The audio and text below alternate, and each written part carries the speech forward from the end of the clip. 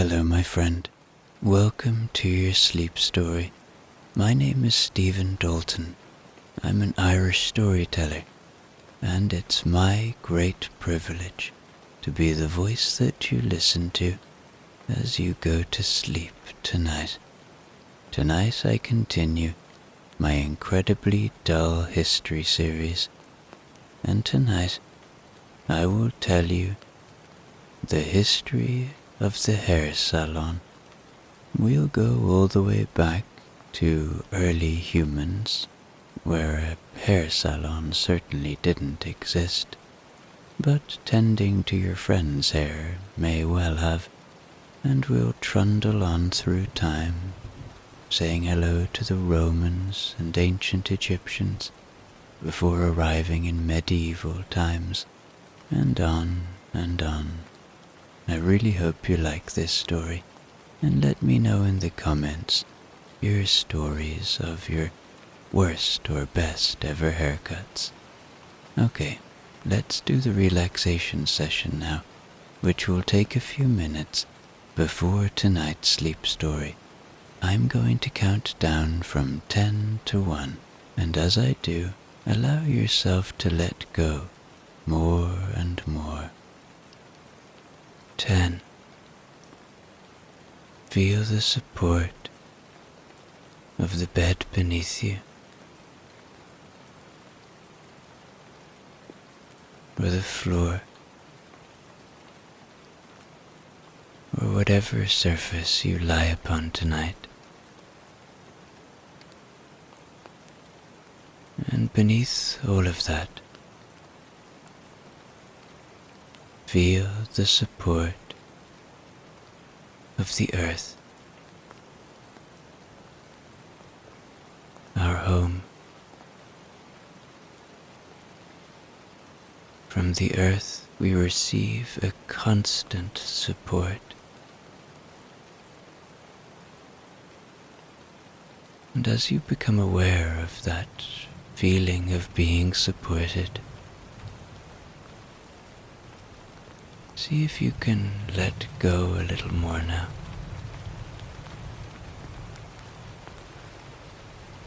Releasing tension, letting go. A little more now. 9. Feel into your body. Where are you still holding? Where do you feel tension? Maybe you feel pain. Maybe it's in your feet,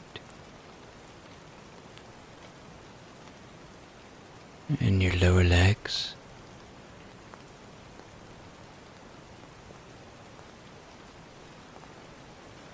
In your thighs,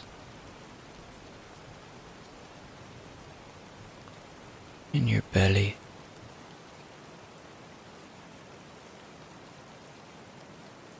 in your chest,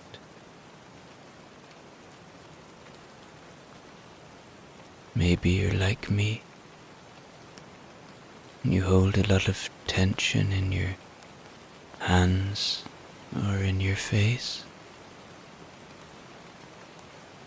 See if you can let that tension go now.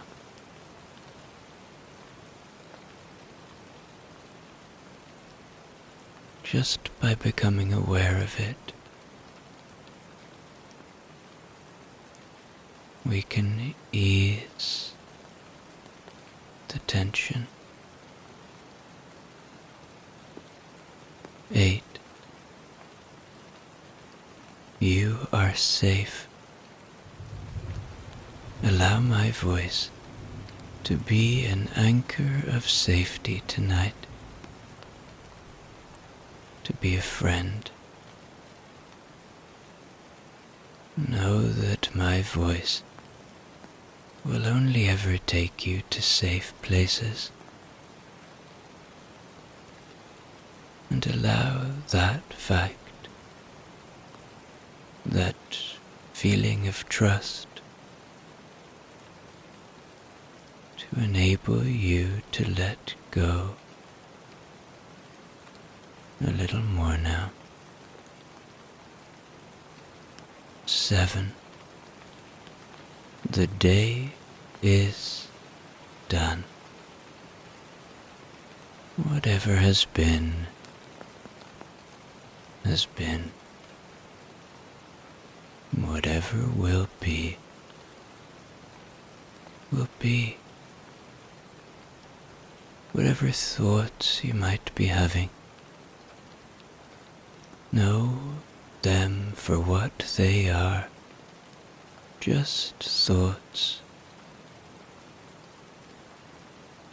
Don't judge them, positively or negatively. Know that they are not you. They are a symptom of being a human. And as they arrive, see them, but there's no need to follow them. Watch them go, floating away, like leaves on a moonlit river, or clouds passing through a starlit sky. 6. This is your moment. This is your time. You deserve rest. We all do. So as you move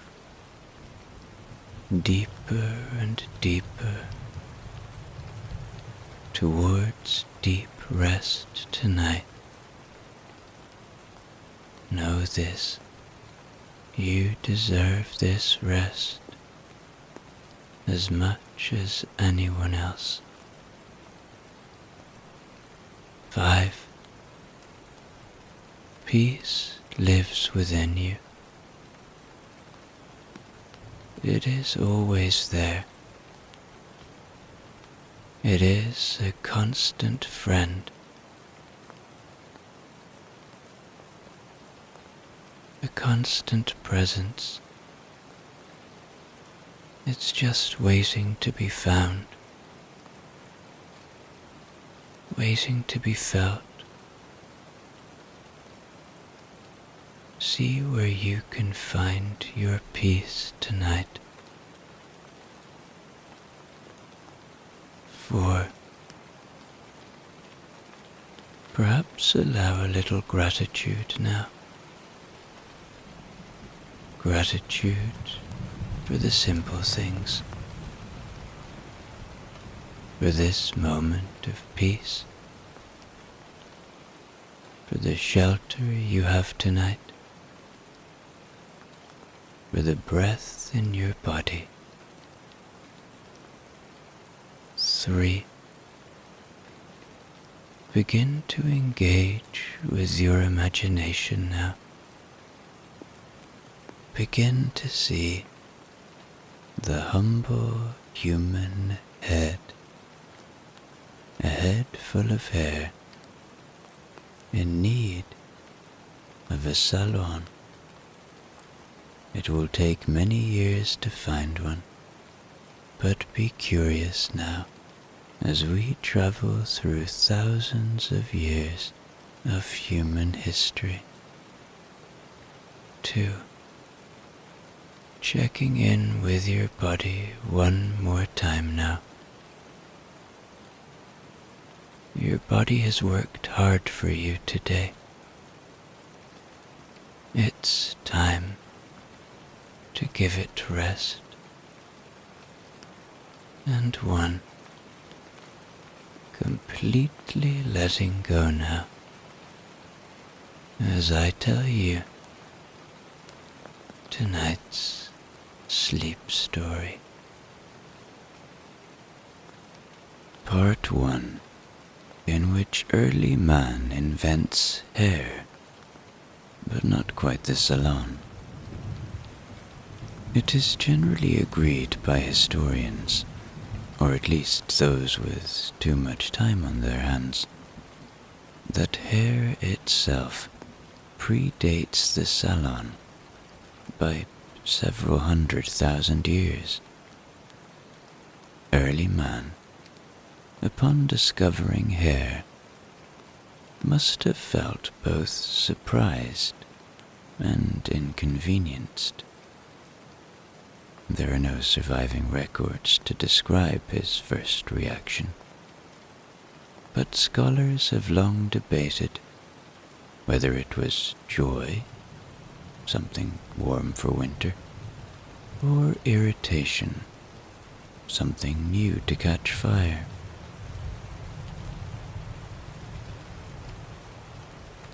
While the modern salon involves chairs, mirrors, and the exchange of pleasantries about holidays, early grooming rituals were less formal. It's believed that ancient humans styled their hair using only wind, mud, and the occasional mammoth breeze.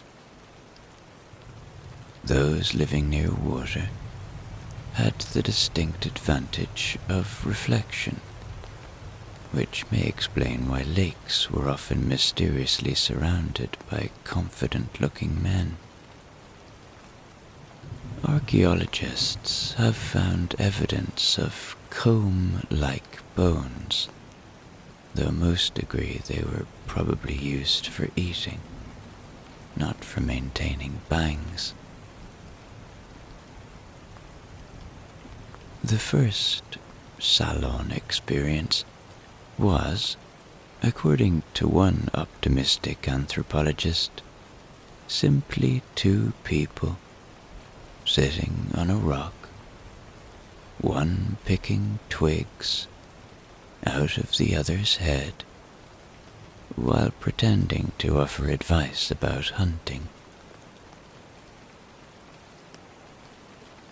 This theory remains unproven, mostly because it is impossible to test without time travel and a very patient volunteer. Still, it paints an intimate portrait of community, one individual grooming another, while both silently wish they had fire instead.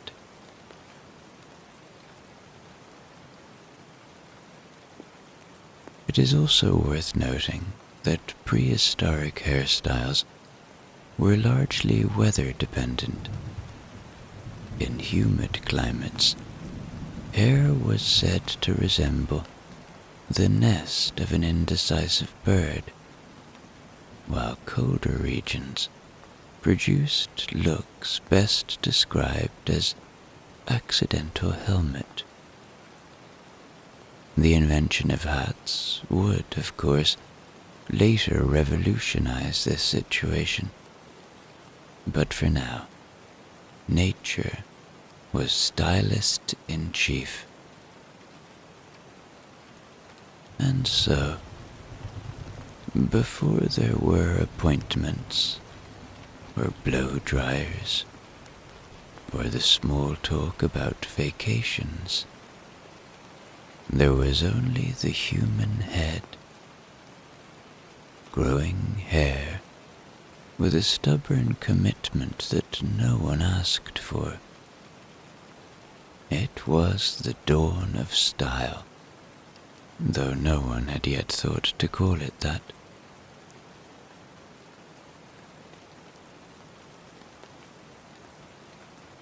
Part 2, in which combs are invented and immediately misplaced.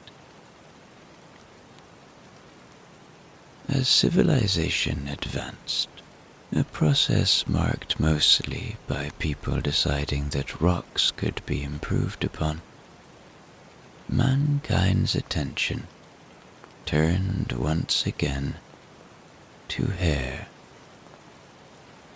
Having conquered fire, invented language, and grown fond of sitting down, early humans found themselves with time to worry about how they looked while doing it. This new phase of self-consciousness gave rise to one of history's least celebrated inventions, the comb. The exact origin of the comb remains unclear, though various museums confidently claim to own the first one. These ancient tools were often carved from bone, wood, or other materials that, in hindsight, seem poorly suited to surviving several thousand years. Early combs were broad and clumsy, suggesting that their makers were less concerned with style and more with removing the occasional beetle. Some were so uneven that they might have caused more tangles than they cured, the prehistoric equivalent of a bad haircut, followed by polite reassurance. It is widely believed that the comb was originally designed for animals, and only later did a forward-thinking human think, why not me? This small act of vanity marked the beginning of something momentous, the concept of personal grooming as a social activity. One can almost picture a group of early villagers sitting in the sun, sharing a single comb, each pretending not to notice that it had just been used on a goat. No one would have admitted it, but there must have been a quiet satisfaction in taming the chaos that sprouted from the human head.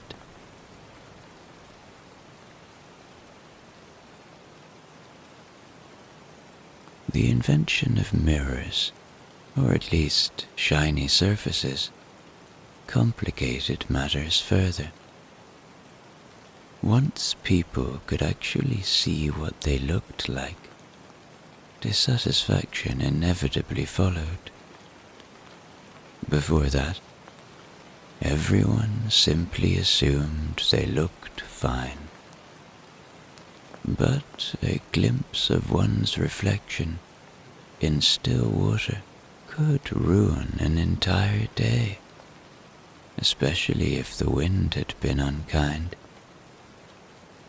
It's thought that the first ever argument about hair took place beside a pond, shortly after one person accused another of having the wrong kind of clean. This may also have been the first recorded instance of storming off dramatically, which became a recurring theme in hair-related history. And yet, despite the invention of the comb and the growing awareness of appearance, salons as we know them were still a distant dream. Haircuts remained mostly practical, involving knives, shells, or the let's just burn it off technique favored by people who had not yet discovered boredom. The idea of paying someone else to do this and complimenting them afterward would not emerge for several more millennia. For now, humanity continued to evolve, both socially and follically, united by a common truth. No one ever knew what to do with the back.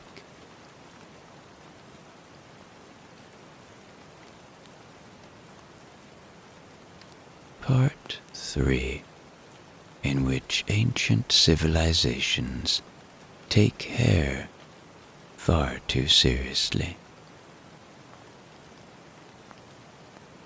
By the time humanity began stacking stones into pyramids and declaring it architecture, hair had already become something of an obsession. Nowhere was this more evident than in ancient Egypt, where the climate was hot, sand was plentiful, and everyone appeared to be competing to see who could have the least hair. The Egyptian elite shaved their heads entirely, declaring baldness a mark of sophistication, a convenient opinion for anyone already losing theirs. To compensate, they invented wigs, and not modest ones. These early masterpieces were constructed from human hair, wool, or, for the particularly unlucky, palm fibers. Each strand was attached with mathematical precision, which must have made the average morning routine an ordeal of staggering complexity. Historians like to imagine noble women sitting perfectly still while servants applied layers of oil, powder, and polite despair. A good wig could weigh several kilos, proof that style has always been slightly uncomfortable. Men, meanwhile, took a different approach. Some Egyptians favored the simple, cropped look, while others adorned their chins with carefully shaped false beards made of metal or braided hair.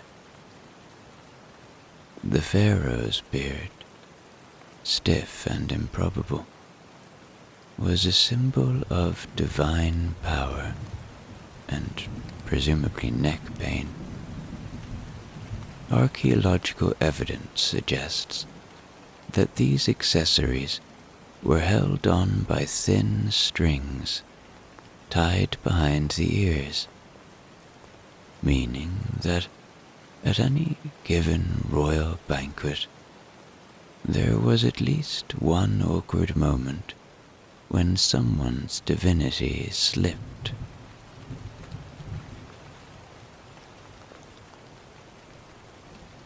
Elsewhere in the ancient world, similar seriousness prevailed. In Mesopotamia, both men and women crimped, curled, and oiled their hair until it gleamed like freshly polished pottery. The Babylonians were known for their intricate ringlets, each one a quiet reminder that mirrors had now entered daily life and would never leave again. The Greeks later adopted a more relaxed approach, although their definition of relaxed still required at least 2 attendants and a small pot of olive oil.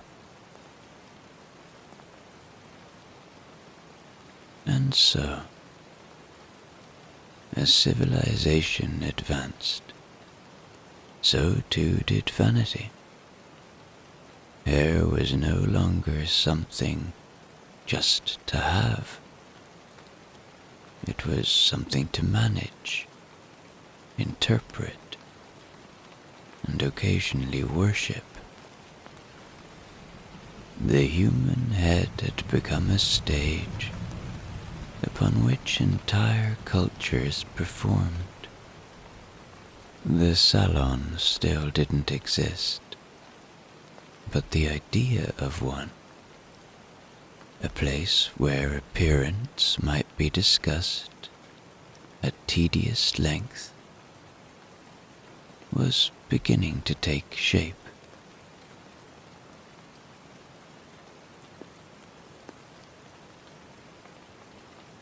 Part 4, in which the Romans invent both the barber and the gossip. By the time Rome rose to power, hair had become not only a personal concern, but a public matter. One's haircut could communicate class, temperament, or political allegiance, and sometimes all 3 at once.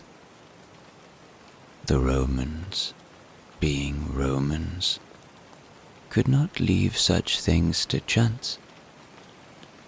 They formalized the practice of hair cutting, gave it a Latin name, tonstrina, and, most importantly, charged for it.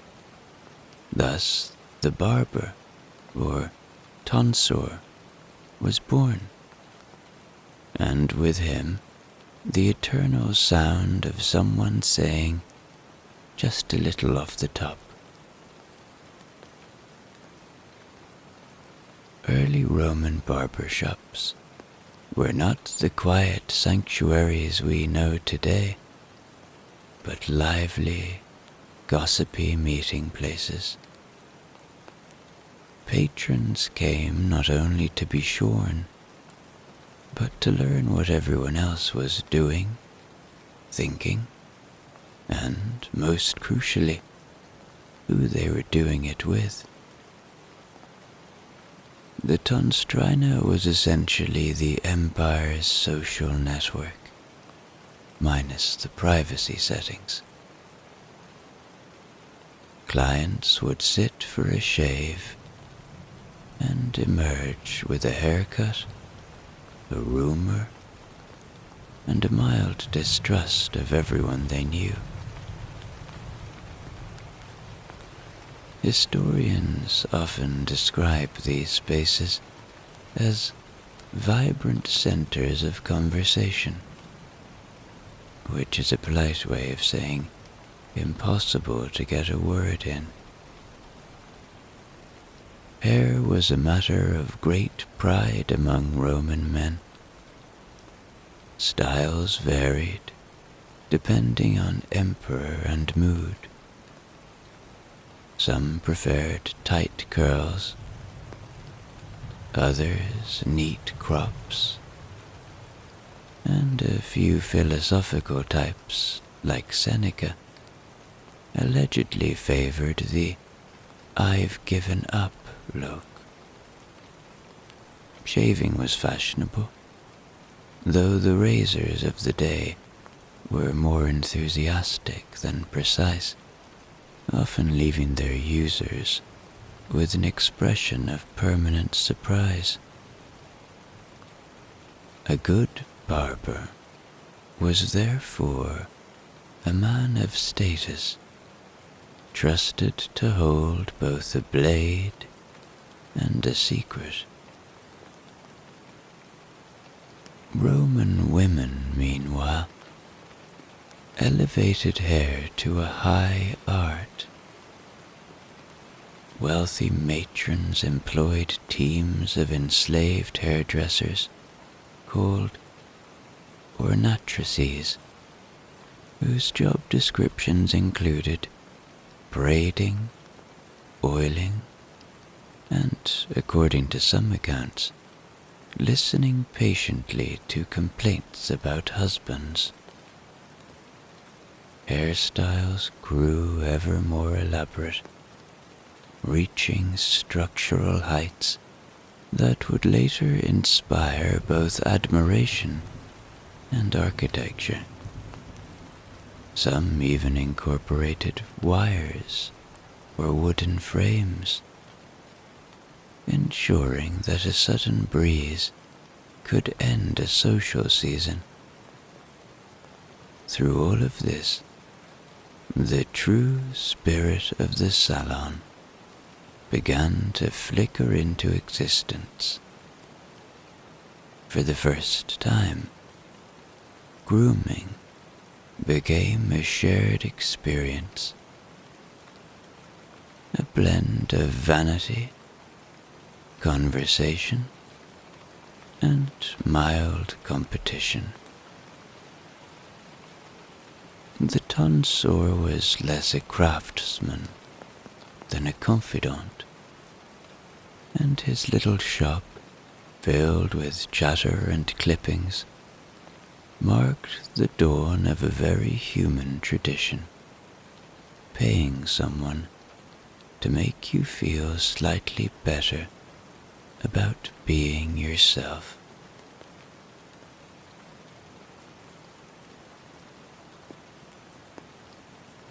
Part 5, in which the Middle Ages confuse barbers with surgeons, to mixed results. When Rome fell, so too did the neatness of its citizens. The early medieval period ushered in centuries of what historians politely call low-maintenance grooming. Hygiene declined. Mirrors grew dusty, and many people adopted the general policy of letting nature handle things. Hair became less an expression of style and more a survival strategy.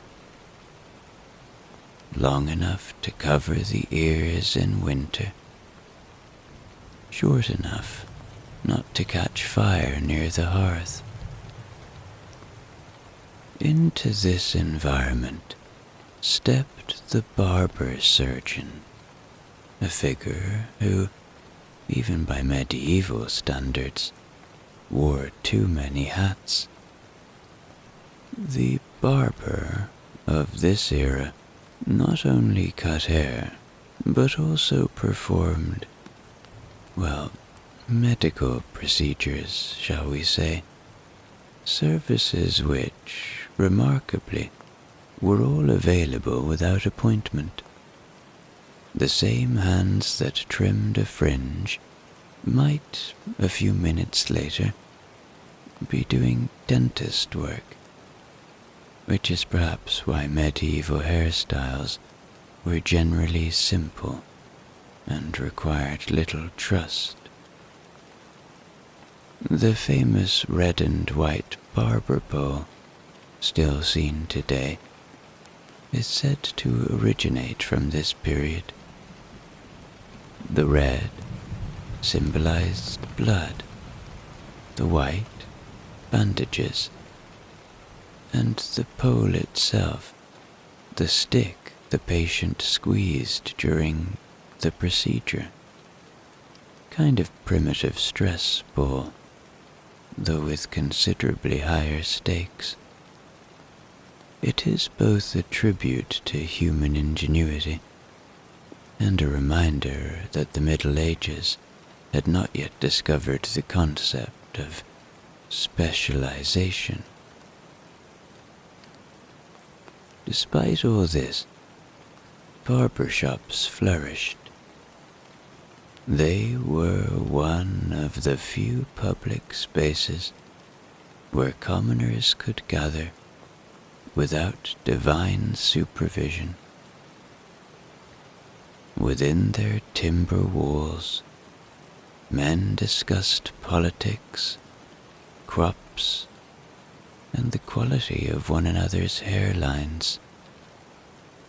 The barber, wielding both razor and opinion, was often the best informed man in town. This was not because he read widely, but because everyone told him everything. The medieval salon was, in essence, half confessional, half accident waiting to happen. As for women's hair, it was largely hidden beneath veils, wimples, or other devices designed to convey modesty while doubling as effective wind protection. In monasteries, heads were shaved entirely in a ring, the tonsure, symbolizing humility, but also revealing that even spiritual devotion could not escape the influence of hair trends. Thus, while no one yet spoke of self-care, and most people lacked both mirrors and shampoo, the spirit of the salon endured. A place of community, questionable hygiene, and the eternal human belief that a small change in appearance might improve one's lot in life.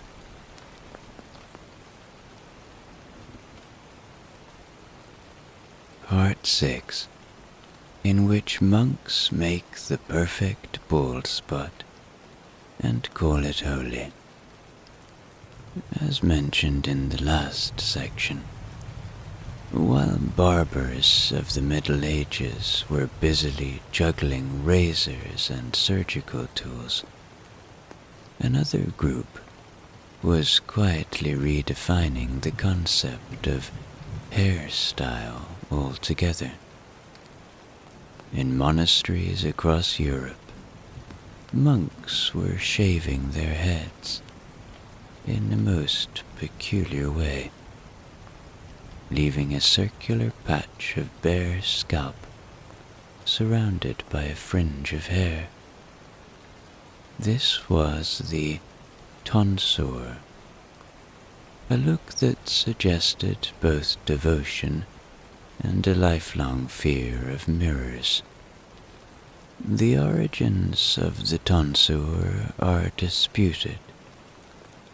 Some claim it symbolized the crown of thorns worn by Christ, while others think it was simply practical, a way to reduce lice in communal living without going fully bald. A few historians, perhaps overthinking it, suggest it was meant to resemble a halo, though this seems optimistic, especially when viewed from behind. Whatever its meaning, the style caught on, and soon Europe was full of holy men who looked permanently surprised to have misplaced their hats.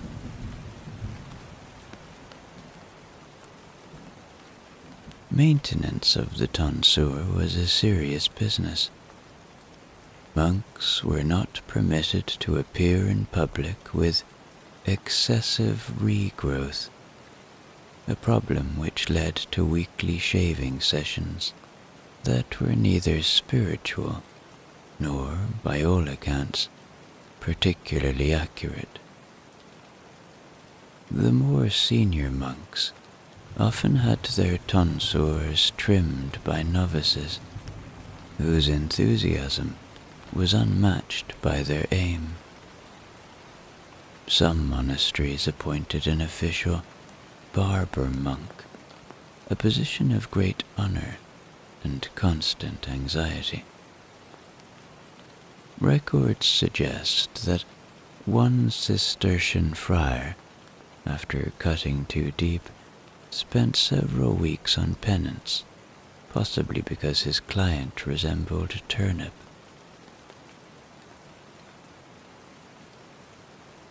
Outside the monasteries, similar trends took hold in less pious circles.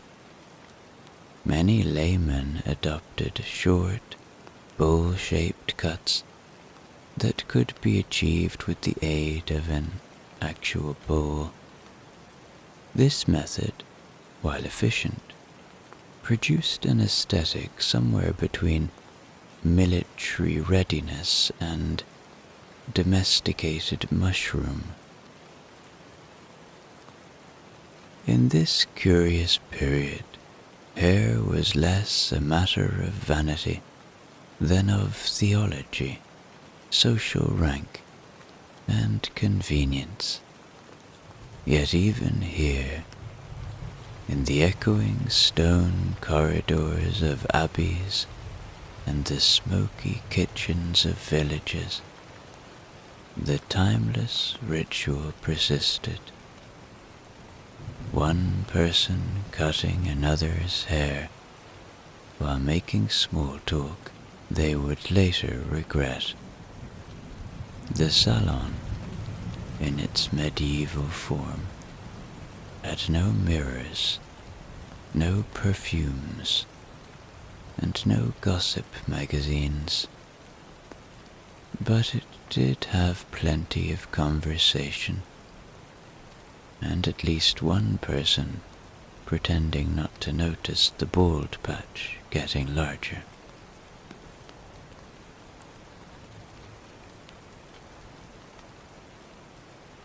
Part 7, in which knights, nobles, and troubadours try to outshine each other's hair.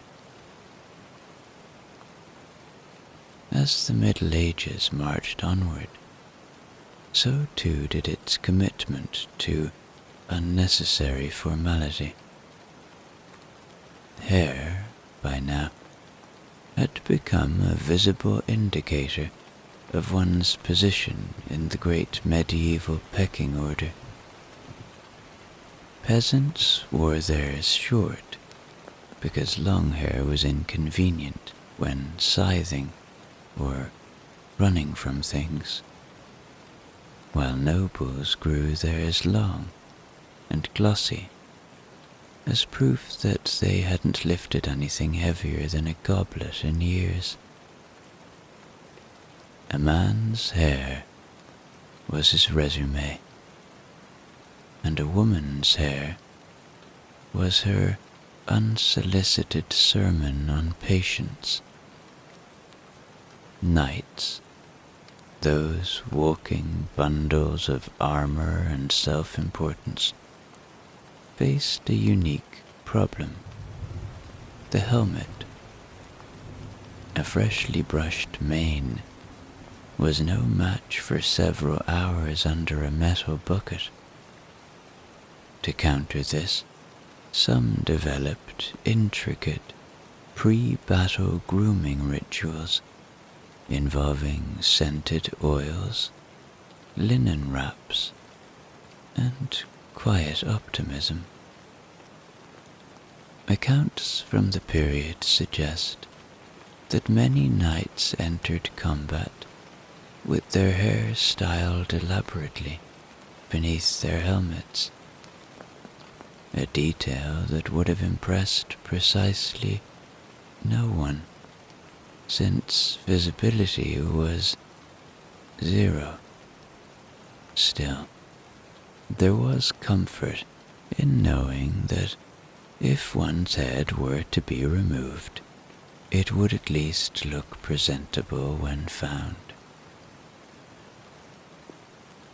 In the courts of Europe meanwhile, troubadours and poets set new standards of appearance, favoring flowing locks that could be tossed dramatically while reciting verse. This gave rise to the first recorded example of the artistic type, recognizable by their wistful expressions and inability to maintain eye contact. Hair, for them, was both prop and performance. One contemporary chronicler complained that a minstrel's song was often lost in the wind of his own hair, a problem later solved by tying it back with ribbons that cost more than his instrument.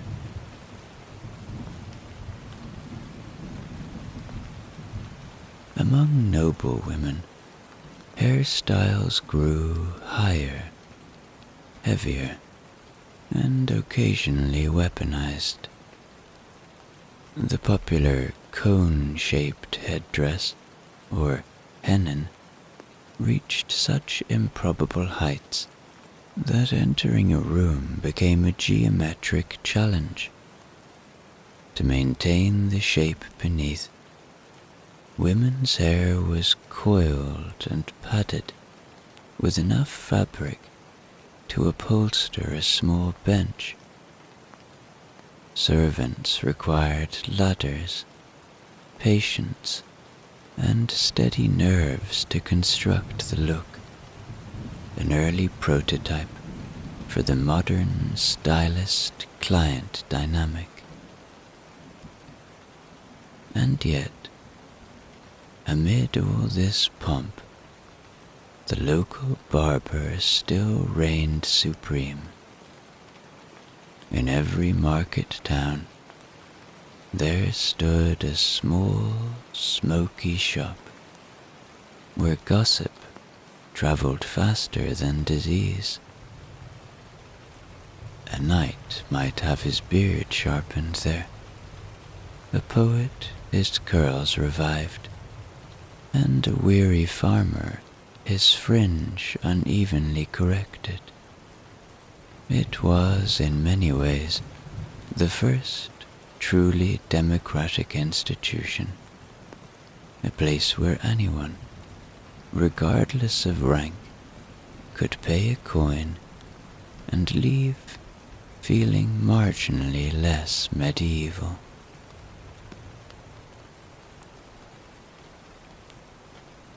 Part 8, in which the Renaissance, or Renaissance, declares hair an art form and immediately overdoes it. As Europe dusted itself off from the plague and remembered that life could, on occasion, be enjoyable, a grand revival began. Painters painted, thinkers thought, and everyone, everywhere, decided that they should look their absolute best while doing it. The Renaissance, often celebrated for its art and philosophy, was also a golden age of personal grooming. Hair became not merely a feature, but a statement, a canvas for human ambition, vanity, and occasionally mild neck strain. In Florence and Venice, where mirrors gleamed and egos flourished, hair took on architectural qualities. Women arranged theirs in complex towers of curls, braids, and ribbons, so elaborate that contemporary accounts describe them as dangerous near chandeliers. Gold dust was sprinkled through the hair for special occasions, ensuring that sunlight would follow the wealthy wherever they went. A few daring souls dyed their hair blonde with mixtures of saffron and ash, which worked beautifully, provided you didn't mind the smell of soup. Men, meanwhile, cultivated a studied casualness that required immense effort. Artists like Leonardo da Vinci wore their hair long and flowing, as if forever caught in a light breeze of inspiration. Bankers and politicians preferred short, sculpted beards that conveyed moral seriousness while hiding the signs of late-night accounting. Even clergy were forced to reconsider their look. One papal advisor famously remarked that a holy man may be humble, but not unkempt, which historians agree was probably directed at someone specific. Barbers, now firmly separated from their surgical counterparts, entered a new golden age. The Renaissance barber shop was part salon, part philosophy cafe, and part rumor mill. Customers would discuss Plato, Michelangelo, and local scandals, often in the same sentence. The tools of the trade expanded. Fine combs carved from ivory, scissors sharp enough to threaten metaphors, and pomades blended from herbs, oils, and a confidence that no one had allergies. It was also around this time that mirrors became standard equipment, a mixed blessing for barbers who now had to watch clients react in real time. The culture of grooming spread across Europe, carried by merchants, artists, and whichever courier happened to have the best hair. In England, wigs made an early, hesitant appearance. In France, stylists began referring to themselves as coiffeurs, marking the first time someone charged extra for using a fancier word. Everywhere, people stood a little taller, brushed a little longer, and congratulated themselves on living in an age that finally understood the true potential of the human head. The Renaissance had many achievements: perspective, anatomy, humanism, but few were as enduring as its conviction that beauty was proof of intellect. A well-combed citizen was, by definition, a civilized one, and so, as music filled the halls and frescoes climbed the ceilings, one could almost hear the soft, rhythmic snip of scissors below, the quiet heartbeat of a continent rediscovering itself. strand by strand.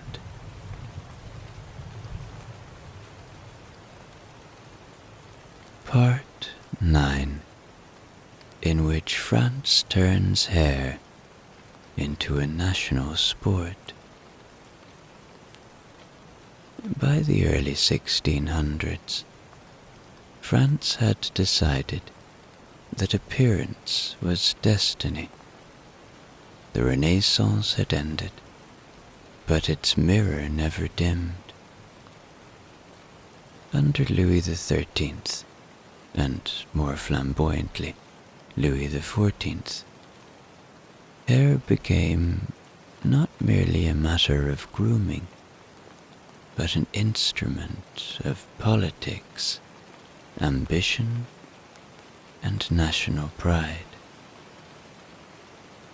Where other countries built ships or improved sanitation, France built hairstyles. Among other things, of course. It began modestly enough.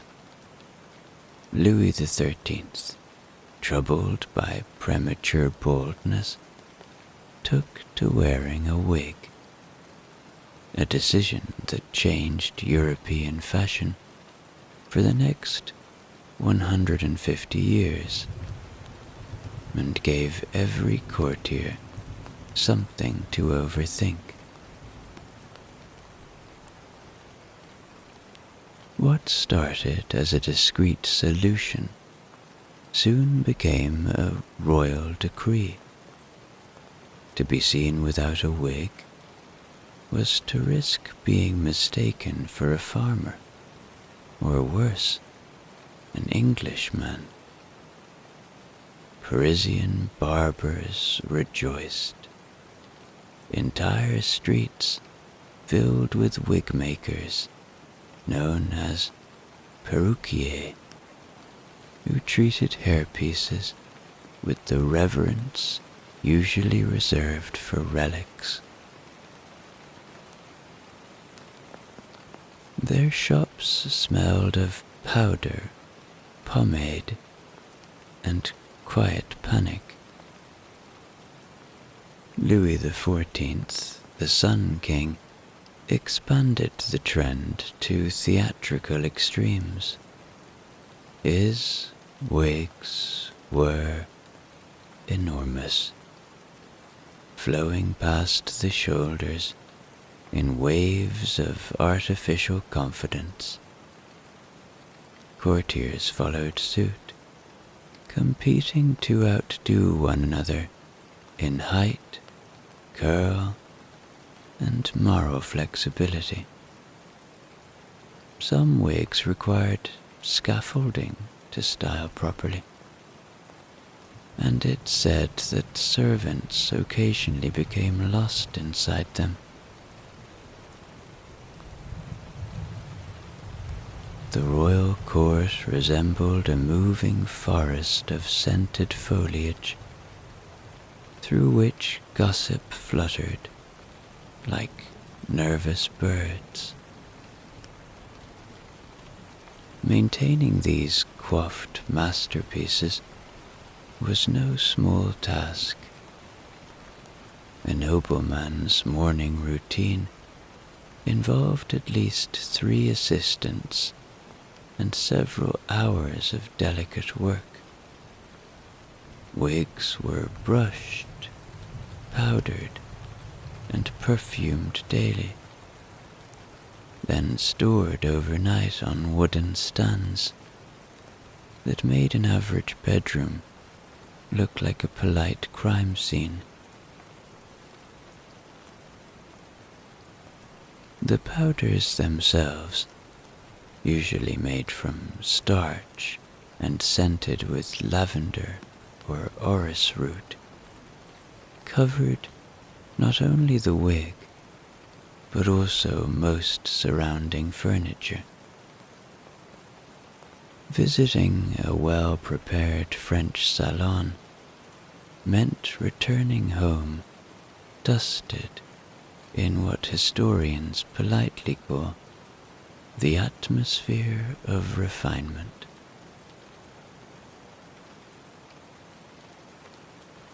For women, the competition was even fiercer. Styles grew taller by the decade, culminating in creations that could support miniature ships, bird cages, or entire symbolic gardens. The poof became a declaration of wealth and stability, though many wearers found it difficult to navigate doorways. Etiquette manuals of the day advised leaning slightly forward while entering a room, a posture that gave polite conversation the air of synchronized bowing.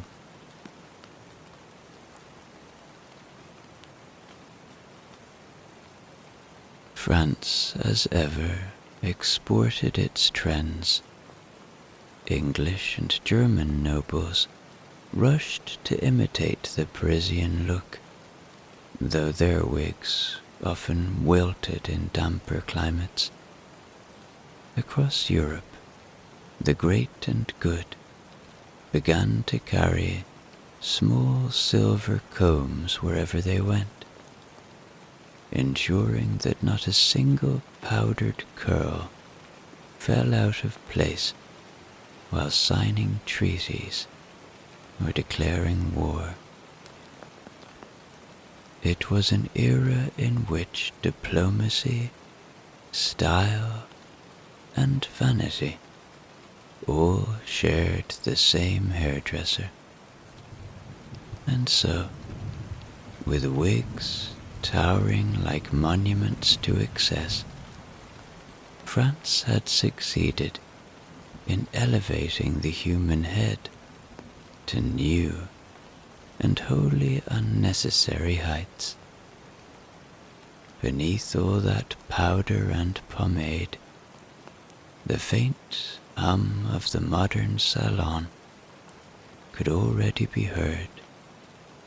Scissors snipping, gossip circulating, and someone fainting politely under the weight of their own glory. Part 10, in which the Victorians discover the moral weight of hair. The 19th century arrived with a sense of discipline that affected nearly everything: posture, conversation, and of course, hair. In Britain especially, grooming became not merely an aesthetic pursuit, but a moral one. A tidy head was proof of inner virtue. An untidy one suggested possible atheism.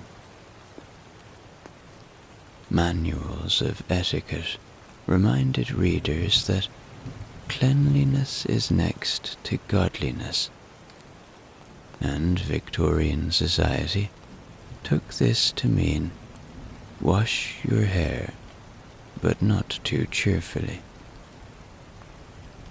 Barbershops remained strictly male domains.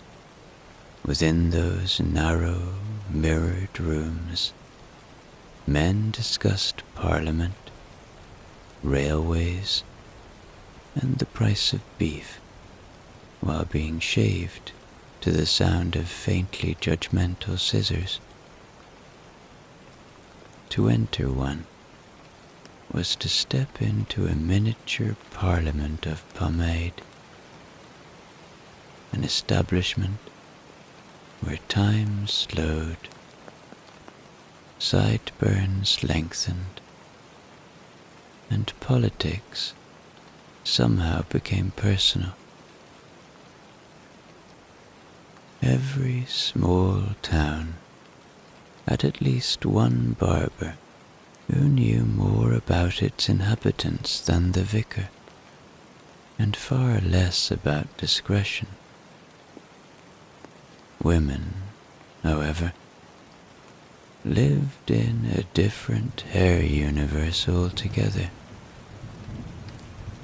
A lady's coiffeur was expected to communicate modesty, cleanliness, and quiet endurance, which is a lot to ask of keratin.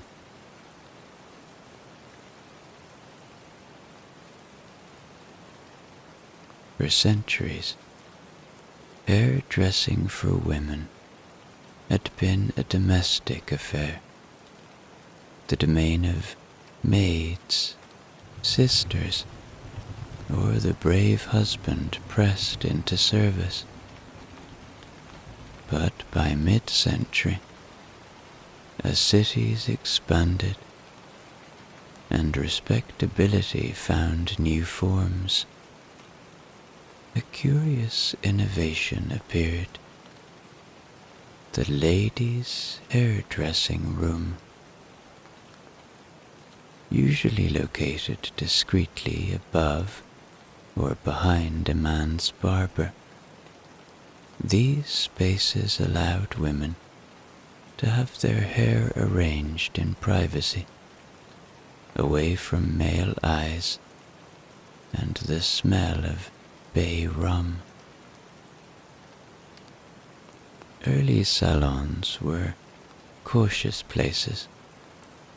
Clients arrived veiled, left swiftly, and seldom admitted to anyone that they'd been. The act of having one's hair professionally styled was still viewed as faintly theatrical, suitable perhaps for actresses or foreign women, categories regarded with equal suspicion. Yet, slowly, quietly, these hidden rooms grew busier. Word spread that professional stylists knew tricks beyond the reach of a household maid. Curling irons, heated by gas, lotions scented with lavender, and techniques that promised lasting volume, a phrase of almost spiritual importance in the Victorian vocabulary. The elaborate updos of the period, braids piled high and anchored with enough pins to threaten navigation, could take hours. Many women slept with their heads on small cushions designed to preserve the structure, creating generations of insomniacs with impeccable buns. Hairpieces also became popular, made from real human hair sourced through a trade no one wished to discuss. To own one was a quiet luxury. To admit it, social ruin. And so, while gentlemen continued to debate empire under the steady rhythm of the razor, women began to shape a parallel world of mirrors, curling smoke, and soft conversation. The first true salons. They were sanctuaries of controlled chaos, places where one could discuss recipes, engagements, and moral rectitude, all while pretending not to inhale the smell of singed hair. The modern hair salon, at last, was stirring beneath its layers of modesty and starch, ready, in time, to let its hair down.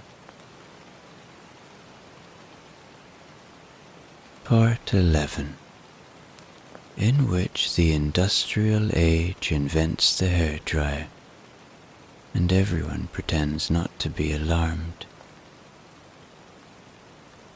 The late 19th century was an age of invention, optimism, and mild recklessness. Electricity had arrived. Steam powered everything that would stay still long enough, and humanity decided that if something could be made to hum, it should. Hair, being ever present and rarely consulted, soon became the focus of mechanical ambition. The Industrial Revolution had given the world locomotives and telegraphs. It would now, with equal confidence, attempt to improve the humble head.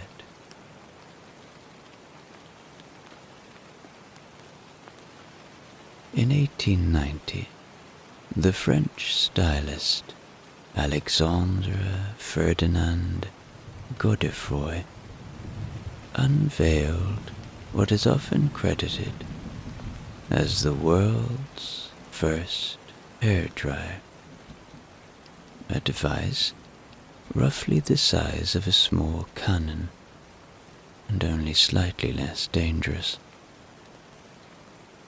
It consisted of a large hood attached by hose to a gas stove, which blasted hot air directly at the client's skull.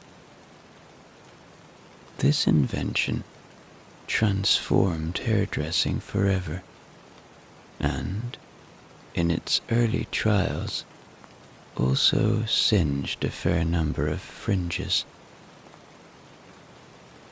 Patrons of Godefroy's Paris Salon sat patiently beneath the contraption, clutching their faith and occasionally the arm of the nearest assistant.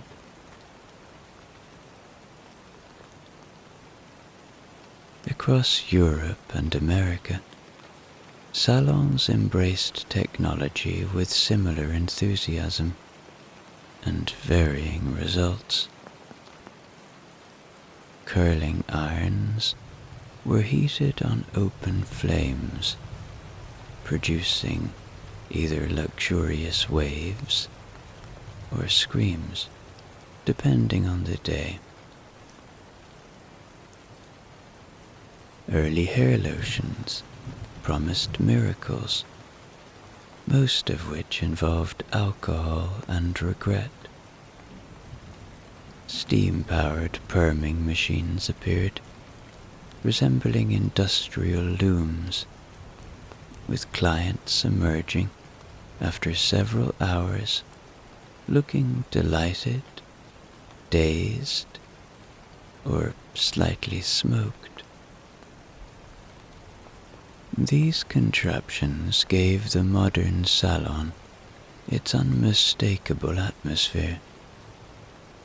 The soft hiss, the faint whiff of singed optimism, and the feeling that progress might actually be visible. Men's grooming, meanwhile, modernized in its own earnest way. Barbershops acquired mirrors on every wall, gas lighting, and advertisements for products that could make any gentleman bold in bearing and glossy in texture. Mustaches became an engineering challenge. Pomades, waxes, and even early mechanical clippers entered the scene, allowing men to pursue symmetry with industrial precision. The line between barber and inventor blurred alarmingly.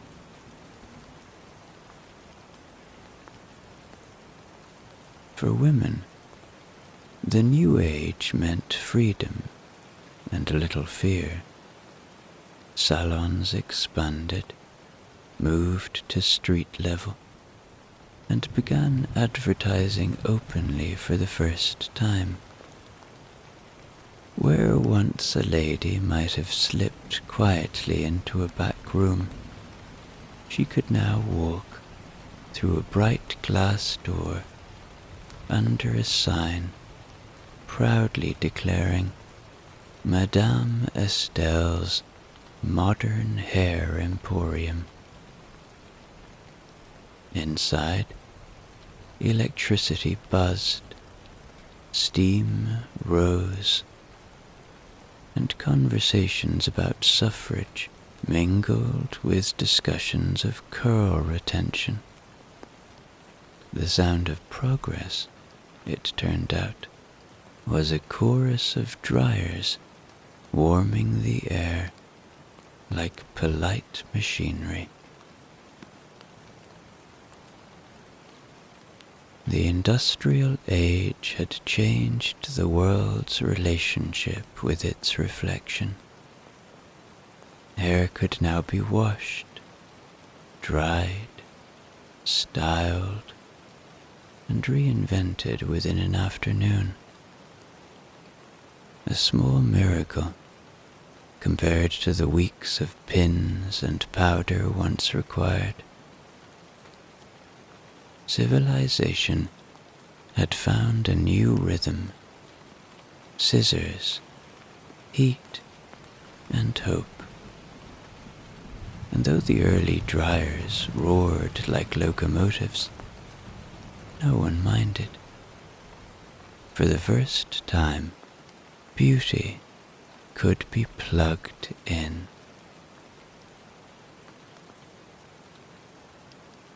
Part 12, in which the early 20th century discovers the bob, the perm, and the scandal of short hair.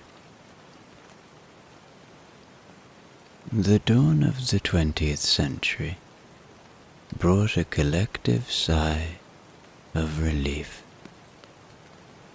After centuries of curls, powders, pins, and prayer, the world was finally ready for something simpler. Cities were electric, women were marching, and men were discovering the joy of hair products that didn't smell like a lumber yard. Fashion, once a slow-moving creature, began sprinting, and hair, as ever, had to keep up.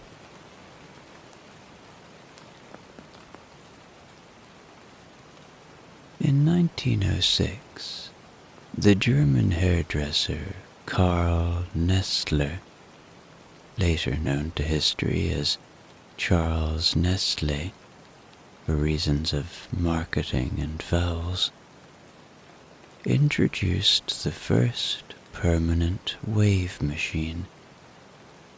It was an enormous contraption involving heated rods, electrical wires, and enough risk to void most insurance policies.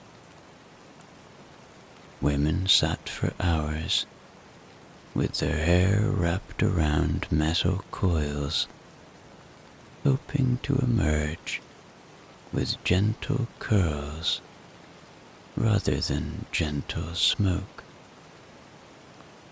Yet the perm took off, quite literally in some cases, and soon every modern salon was equipped with a machine that looked suspiciously like something from a physics classroom.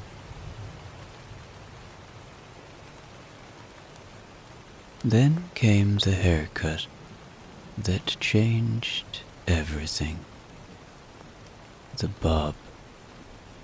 In 1915, dancer Irene Castle cut her hair short for convenience, and by doing so, accidentally declared war on traditional femininity. The Castle bob quickly spread through cities, carried by women who had grown tired of spending half their lives under hot machinery. Newspapers called it shocking. Husbands called it regrettable, and young women called it freedom. By the 1920s, the bob had become the hairstyle of the modern age. Short, sleek, and scandalously efficient. The flapper era sealed the transformation. Short hair was no longer a novelty. It was an identity. Women smoked, drove cars, voted, and walked into salons without apologizing. Hairdressers who had once been cautious about trimming a single strand now wielded scissors like revolutionaries.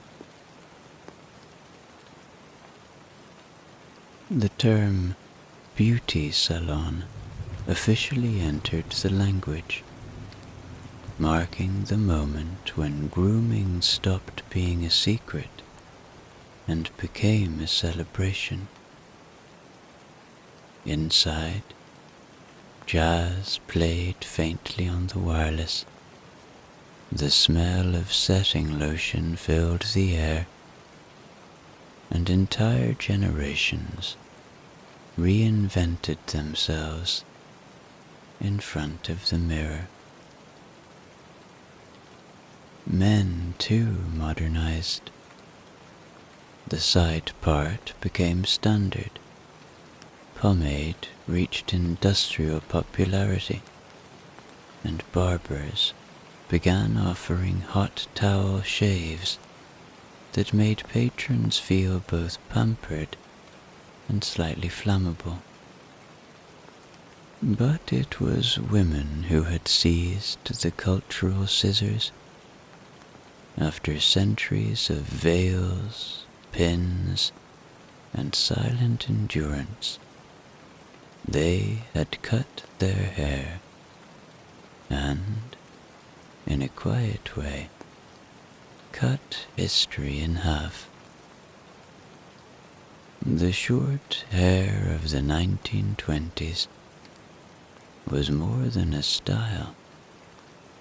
It was a sentence of independence.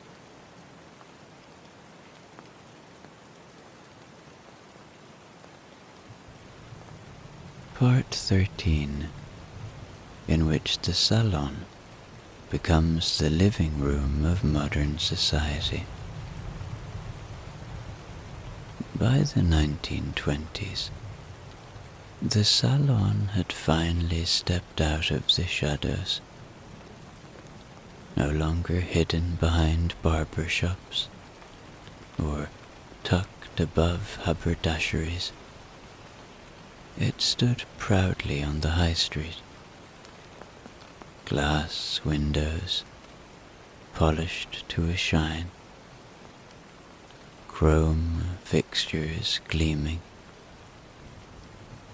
the faint sound of dryers humming like distant applause.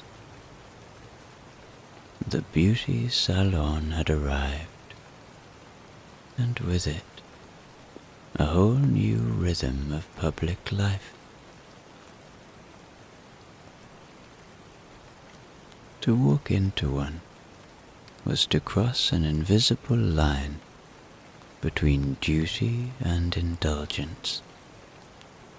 Unlike the home, where women had long done their own hair under poor light and poorer patience, the salon offered space, conversation, and the intoxicating smell of shampoo.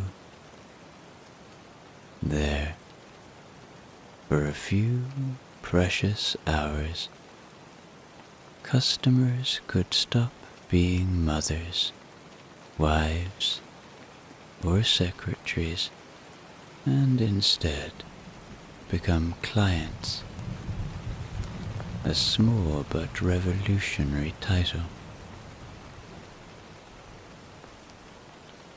The salon wasn't just about appearance. It was about ownership of time. Inside, chairs faced mirrors that reflected more than faces. They reflected a growing sense of identity and independence. Regular visits became rituals, each appointment a small act of renewal. Women discussed politics, children, work, and films, while stylists listened with the practiced neutrality of priests. Friendships formed beneath the steady drone of dryers. Secrets were traded between brushes. The phrase, "My hairdresser knows everything," entered common speech, and in most cases was entirely accurate. The design of the salon also mirrored the optimism of the age. Modernist decor, glass, chrome, pale colors, replaced the heavy drapery of earlier decades. Salons began to advertise not just beauty, but modernity itself. Electricity, efficiency, the future. In cities like Paris, London, and New York, stylists such as Antoine de Paris and Raymond Besson became celebrities, their names synonymous with glamour. To sit in one of their chairs was to feel connected to something larger, the hum of modern culture, the pulse of progress. And crucially, the salon became a social equalizer. While class divisions persisted elsewhere, inside a salon, everyone shared the same mirror. Wealth might determine the length of the treatment, but everyone, rich or poor, left with the same scent of shampoo and the same fleeting sense that life, for once, was in order. The salon, once an afterthought of history, had quietly become one of its great meeting places, a small kingdom of calm amid the noise of the modern world.